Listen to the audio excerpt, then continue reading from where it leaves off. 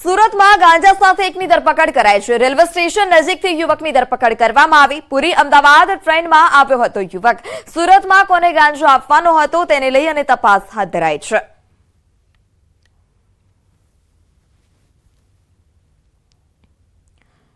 प्रधानमंत्री नरेंद्र मोदी थोड़ा दिवस पहला ज लक्षद्वीपनी मुलाकाते गया हता अने जे बाद तेमणे फोटा सोशल मीडिया पर शेर कर्या। जे बाद मालदीव्सना अमुक मंत्री अने पदाधिकारीओए प्रधानमंत्री मोदीना विरुद्धमां टिप्पणी करी हती।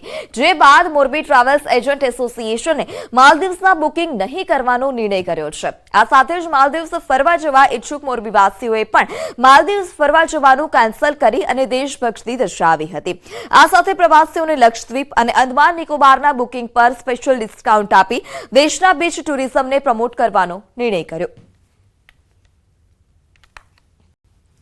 અત્યારે જે ભારતભરમાં ટ્રેન્ડ ચાલી રહ્યો છે બોયકોટ મોલદીવ્સ, એને અનુસંધાને અત્યારે હાલ અમે મોલદીવ્સના તમામ પેકેજો રદ કર્યા છે અને અત્યારે જેટલા પણ એજન્ટ મિત્રોને જે ચાલુ ક્વેરી ચાલી રહી છે મોલદીવ્સની એ તમામ અમે બુકિંગ નથી કરવાના જ્યાં સુધી ભારત અને મોલદીવ્સ બંને વચ્ચેના ડિપ્લોમેટિક સંબંધો અને મોલદીવ્સને પોતાની ભૂલ નહીં સમજાય ત્યાં સુધી અમે એ પેકેજ ચાલુ કરવાના નથી। હવેની જે કંઈ બુકિંગ હશે એ જ્યાં સુધી ઇન્ડિયા અને માલદીવ્સના ડિપ્લોમેટિક રિલેશન સારા નહીં થાય ત્યાં સુધી અમે માલદીવ્સના કોઈ પણ જાતના બુકિંગ નહીં લઈએ। વેકેશન સિઝનમાં માલદીવ્સનું પ્લાનિંગ હતું મારું માર્ચમાં જવાનું, પણ જ્યારે વાત થઈ હમણાં કે જે ટ્રેન્ડ ચાલુ થયો છે એટલે મારે ટ્રાવેલ એસોસિએશન જોડે વાત થઈ કે શું છે ભાઈ કે કરવાનું છે નથી કરવાનું, તો ક્લિયર મને ઇન્સ્ટ્રક્શન હતા કે ભાઈ આપણે હવે માલદીવ્સનું બુકિંગ નથી કરતા અને એના બદલે એમણે મને અંદમાન કે લક્ષદ્વીપનું સજેશન આપ્યું છે કે સેમ લેવલની ફેસિલિટી સેમ ઇન્ફ્રાસ્ટ્રક્ચર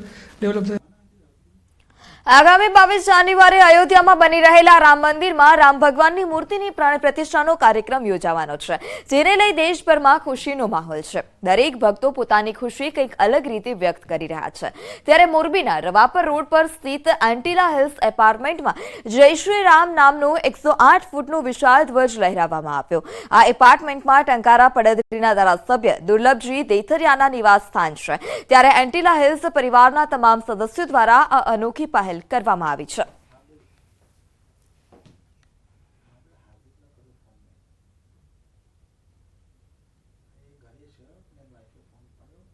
રામ ભગવાન મંદિરમાં જ્યારે પ્રતિષ્ઠા થવાની છે ત્યારે અમારા એન્ટિલા પરિવારે ખૂબ આનંદ અને ઉત્સાહભેર આજે 108 ફૂટનો જય શ્રી રામનો ધ્વજ લગાવ્યો છે। આ ધ્વજ હું તો મોરબી જિલ્લાવાસીઓને વિનંતી કરું છું પોતાના ઘર ઉપર કોઈને કોઈ રામ નામનો એક પ્રતીક લગાવી અને આગામી 22 તારીખે ખૂબ આનંદભેર હોશભેર ઉજવણી કરે।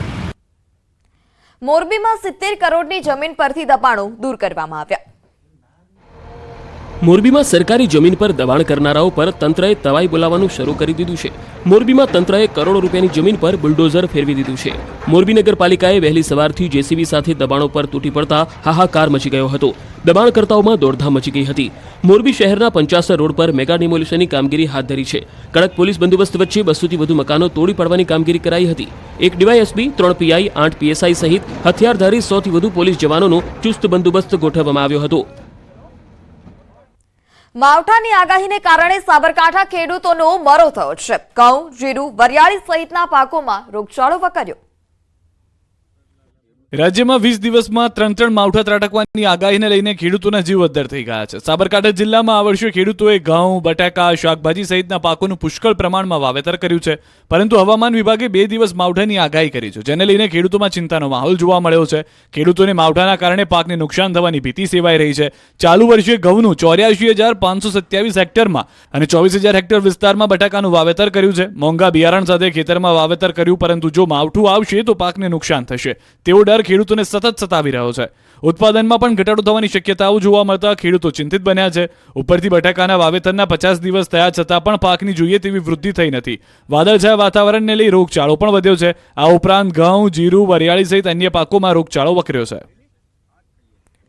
દ્વારકામાં ઘરફોડ કરતી કિંગ ગેંગ ઝડપાઈ છે। 14 જેટલા ચોરીના ગુનાનો ભેદ ઉકેલાયો।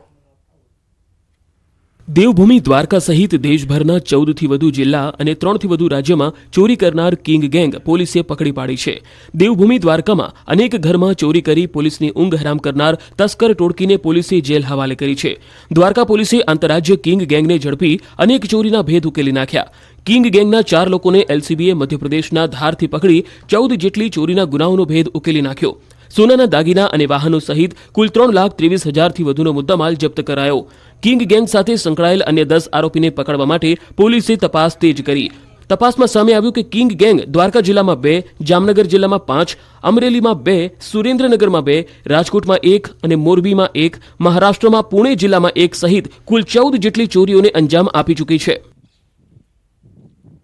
તો સમાચારોમાં અત્યારે બસ આટલું જ. વધુ સમાચાર માટે જોડાયેલા રહો ન્યૂઝ 18 ગુજરાતી સાથે. નમસ્કાર.